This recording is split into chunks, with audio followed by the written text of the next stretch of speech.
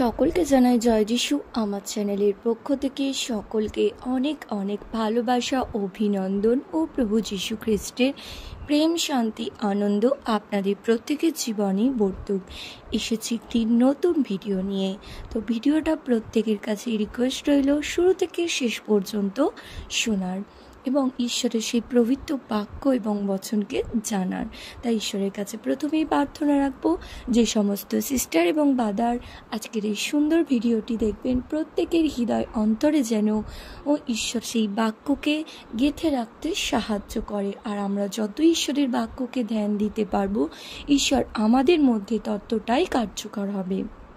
তাই আজকের টপিক হচ্ছে আমাদের যে সমস্ত সিস্টাররা এখনও হয়তো আপনার স্বামী আপনার কথা শোনে না, কিংবা আপনাকে মারধর করে, অনেক লাঞ্ছনা দেয়, অনেক অপমান করে, তো সেই সমস্ত স্বামীদের বিষয়ে আজকের ভিডিও।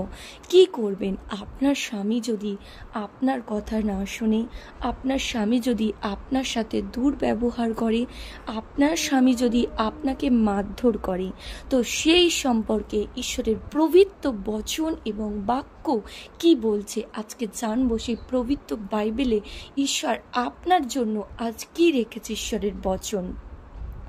তো আজকে পড়ব 1 পিতর 2 অধ্যায়ের 18 থেকে 21 পদ।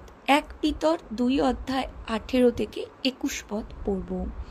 হে দাসগণ, তোমরা সম্পূর্ণ ভয়ের সহিত আপন আপন স্বামীগণের বশীভূত হও, কেবল স্বজন ও শান্ত স্বামীদের নয়, কিন্তু কুটিল স্বামীদেরও বশীভূত হও। ঈশ্বর কি বলছেন?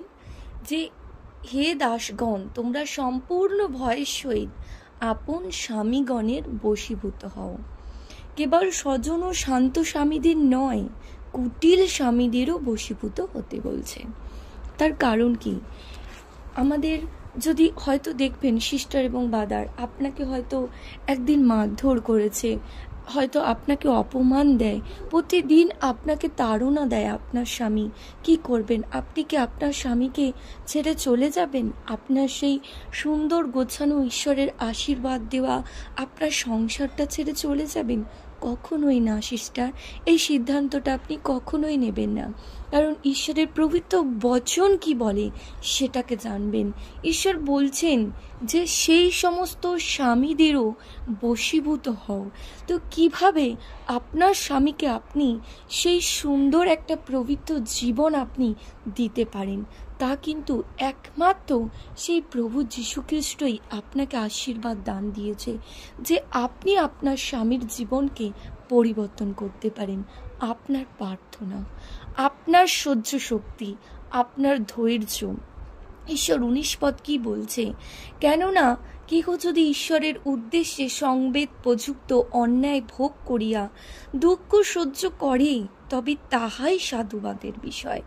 বস্তুত পাপ করিয়া চপেটাঘাত প্রাপ্ত হইলে যদি তোমরা সহ্য করো, তবে তাহাতে সুখ্যাতি কি? কিন্তু সদাচরণ করিয়া দুঃখ ভোগ করিলে যদি সহ্য করো, তবে তাহাই তো ঈশ্বরের কাছে সাধুবাদের বিষয়। আমিন। ঈশ্বর কি বলছেন? বলছে দুঃখ সহ্য করো, সেটাই তো সাধুবাদের বিষয়। কারণ আপনি যদি আপনাকে আপনার স্বামী একঘা মারে, তাহলে কি উল্টে আপনি আপনার স্বামীকে আর একঘা মারবেন? কখনোই না। কেন আপনি মারবেন না? কারণ ঈশ্বর বলছে সেই স্বামীকেও আপনাকে ভালোবাসতে হবে, সেই স্বামীর জন্য আপনাকে প্রার্থনা করতে হবে, সেই স্বামীর জন্য আপনি হয়তো আজ দুঃখ ভোগ করছেন, একদিন সেই স্বামী আপনার জীবনে কতটা একটা সুন্দর জীবনযাপন আপনাকে দিতে পারে সেটা আপনি ভাবতেও পারবেন না। তাই ঈশ্বর বলছেন সেই স্বামীর জন্য আপনি প্রার্থনা করুন। সেই স্বামীকে উল্টে জবাব নয়, আপনার প্রার্থনাই পারে তাকে পাল্টাতে, আপনার প্রার্থনাই পারে তাকে একটা সুন্দর জীবন দান করতে। তাই আপনি যদি পাল্টে তাকে একটা চড় মারেন, কিন্তু তাতে কি আপনার স্বামী পরিবর্তন হবে? কখনোই হবে না।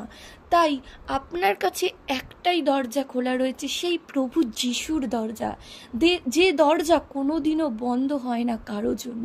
সেই দরজা সদা সর্বদা দিনের 24 ঘন্টা এবং 365 দিন যে দরজা প্রত্যেক জনের জন্য খোলা রয়েছে, যেটা আদিতে ছিল, এখনো আছে এবং ভবিষ্যতে থাকবে।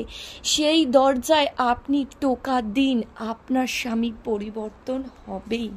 তাই সিস্টার, আরও একটি বচন আমরা পড়ব, ইফিসীয় 5 অধ্যায়ের 22 থেকে 26 পদ আমি পাঠ করব।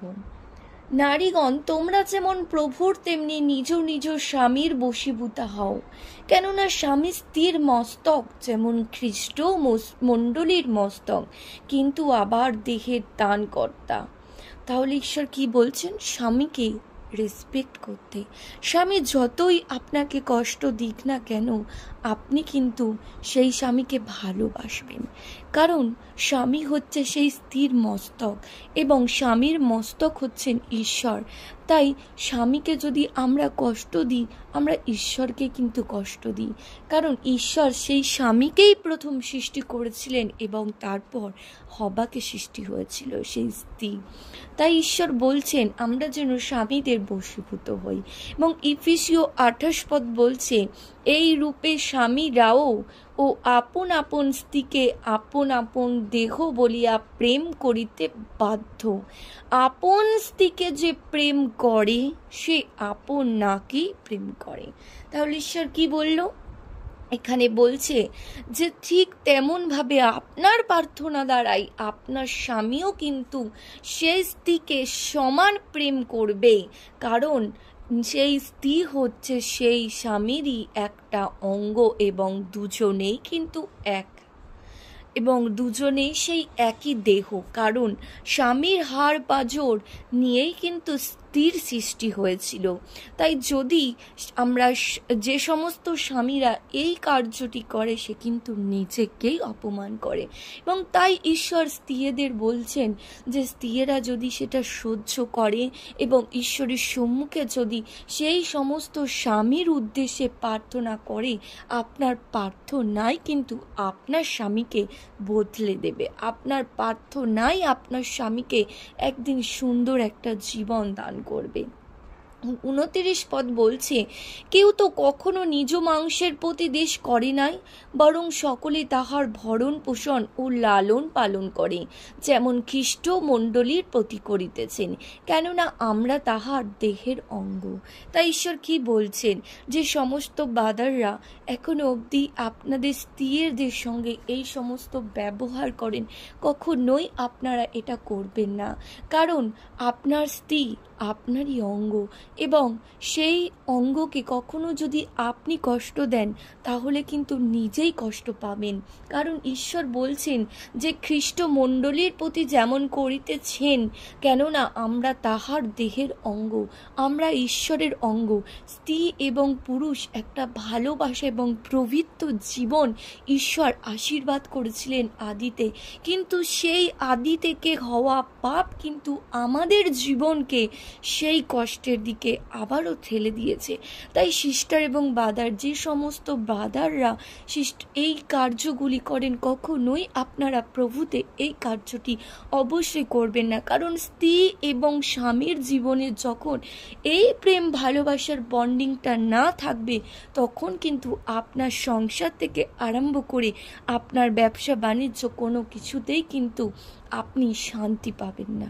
কারণ ঈশ্বর সেই দুই স্ত্রী এবং স্বামীকে আশীর্বাদ করেছিলেন যেন তারা প্রজাবন্ত এবং বহু বংশ হয়, এবং এই পৃথিবীর যেন সুন্দর একটা রাজত্ব করতে পারি প্রজাবন্ত বহু বংশ হয়ে। কিন্তু আদম থেকে হওয়া সেই পাপ আমাদের জীবনকে এরকমভাবেই নষ্ট করে দিয়েছে, যার জন্যে আজ স্বামী এবং স্ত্রীর মধ্যে বন্ডিং নেই, মিল নেই, একটা ভালোবাসার সম্পর্ক নেই।